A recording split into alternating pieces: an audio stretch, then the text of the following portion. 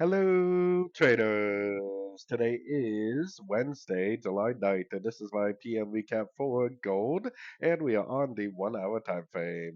So with gold, we definitely did get a nice, decent little break of structure to the upside. Price definitely did respect the 61%. I think this first wave down is an A. I think this is like an expanding A, B, C of B, and I think this is potentially a downtrend for wave C. So the fact that we have a break of structure hopefully is proving that this correction is over.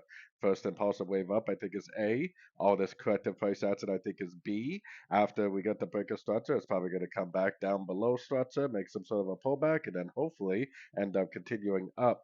Hopefully, what's going to happen is this is going to make an impulsive five-wave trend to the upside for the wave C on the higher time frames, because I do think this is an ABC correction on like the daily time frame.